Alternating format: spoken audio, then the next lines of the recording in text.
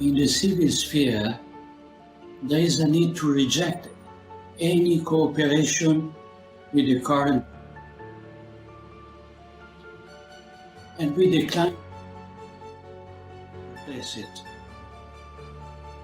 Disregarding regulation that are illegitimate, that expose citizens to concrete risk for their health, is morally lawful and in certain circumstances is even a duty. In no way can one jeopardize one's life or health or that of one's children, not even in the face of the threat of retaliation. For in that case, our participation would make us guilty before God and deserving of His punishment. In no way can we accept the administration of a in the course of whose production children have been killed in the 3rd month of pregnancy. Their blood would fall on those who produced them, as well on those who imposed them and those who received them, because an alibi for imposing control and limitation on natural freedom and civil rights. And if the media enslaved to power and accomplices of this conspiracy censor every dissenting voice, this should persuade us that the dystopian society described by George Orwell is now being realized following a precise script under a single direction. I denounced it in my appeal last year, and no one who rereads it today can accuse me of having sounded unjustified alarms. Let us not forget that since 2010, the Rockefeller Foundation has predicted 4 scenarios for these years. One of these was the roadmaps had been studied for all of these scenarios, and it is disturbing to see how the one relating to has essentially turned out as suspected. The thousands of fires started around the world in recent days are providing the mainstream media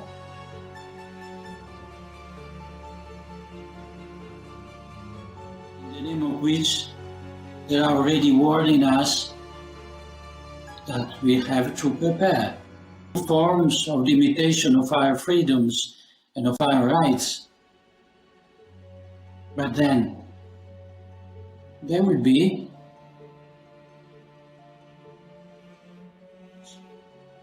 the economic crisis, which have already been studied and planned out, and whose first sign we can observe. All of these strategies have the attack on the individuals as their objective. Isolated and attacking his emotionality and his daily rhythms and in his work.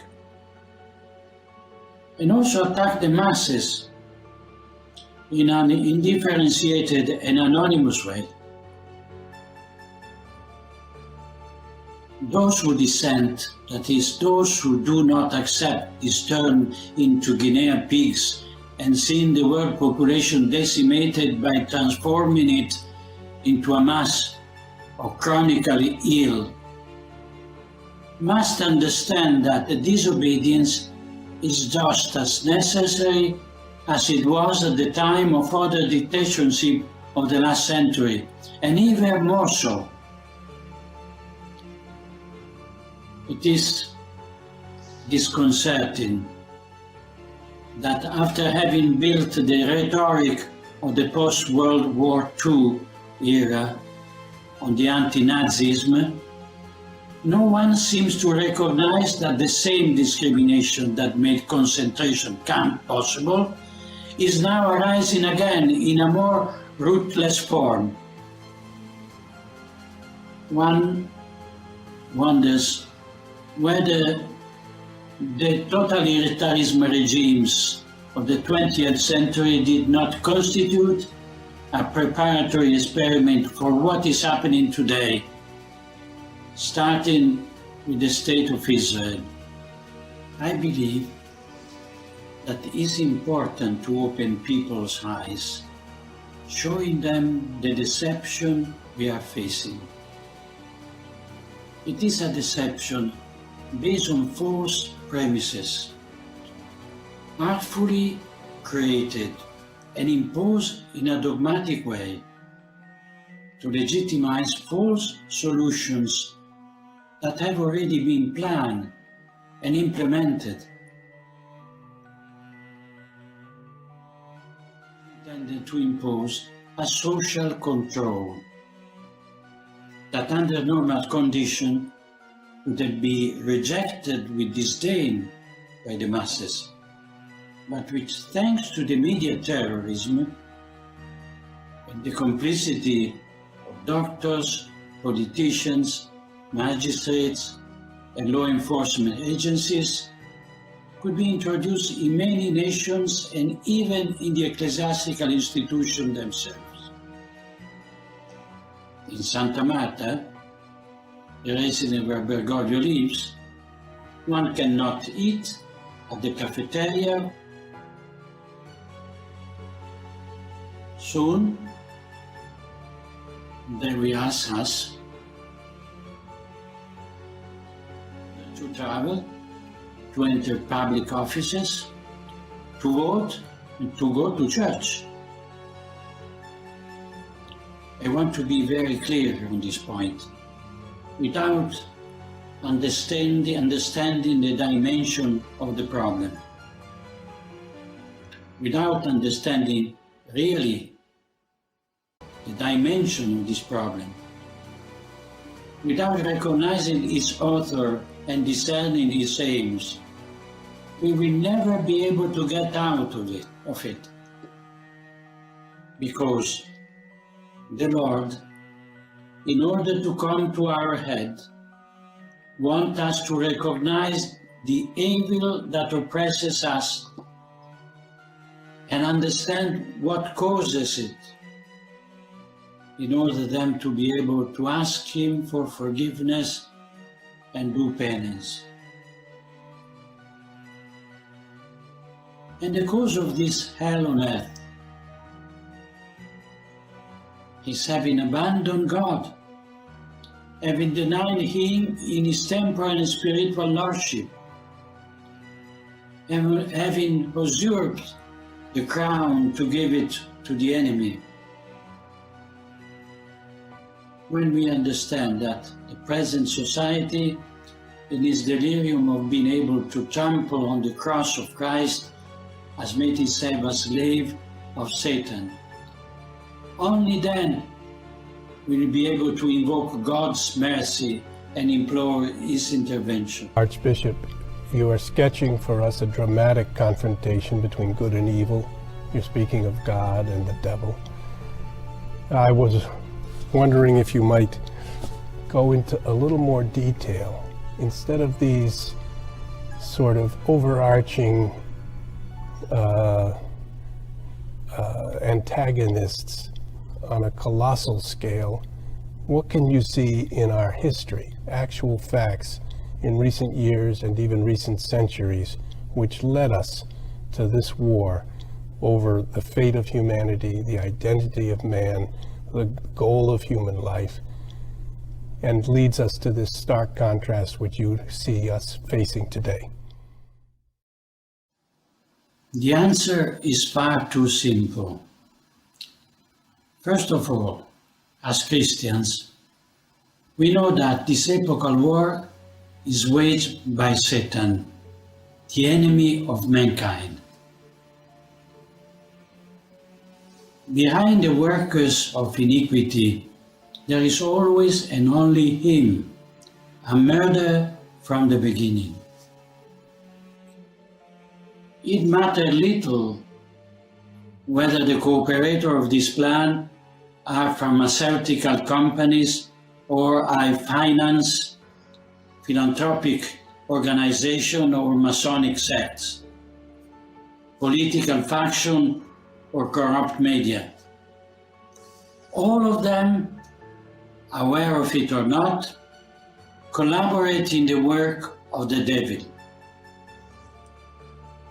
Sin, disease, and death are the unmistakable mark of his work.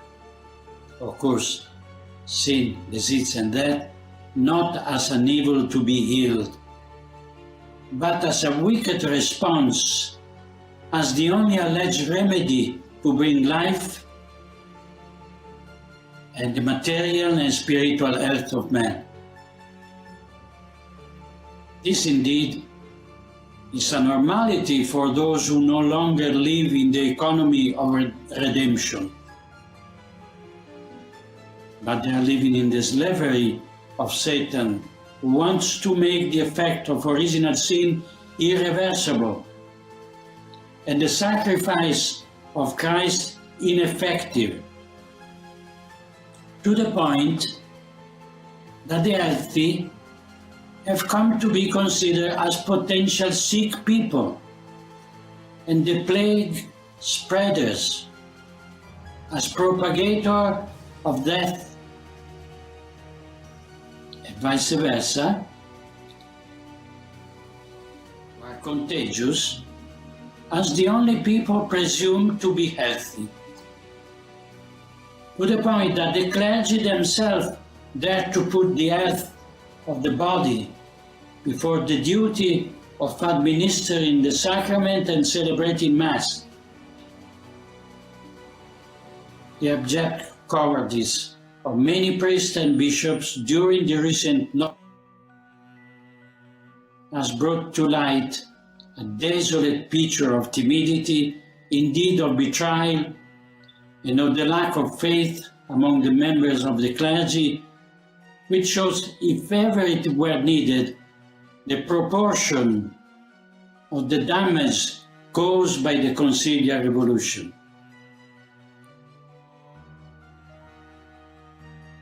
Because this is the absurdity of what we have seen happening for a year and a half. And to this is added, like an infernal ritual, as if to renew the human sacrifice of the pagans, a new twist of health, propitiating the coming new order with a life of innocence. And while Christian baptism cleanses the soul of sin and makes us sons of God in his sacramental character, the satanic baptism marks those who receive it with the mark of the beast. A sort of satanic baptism without any scruple of conscience remains a question to which an answer must be given. Certainly, decades of systematic cancellation of faith and morals in the faithful, in the name of dialogue with the world and with modernity, have allowed souls to lose all supernatural reference, allowing themselves to be dulled by a formless sentimentality that has nothing Catholic about it. The castration of souls took place at the moment in which the Christian certamen, the Christian combat against the world, the flesh and the devil, was perverted into an indecorous retreat, indeed into a cowardly desertion. Once soldiers of Christ, many now found themselves to be effeminate courtiers of the adversary.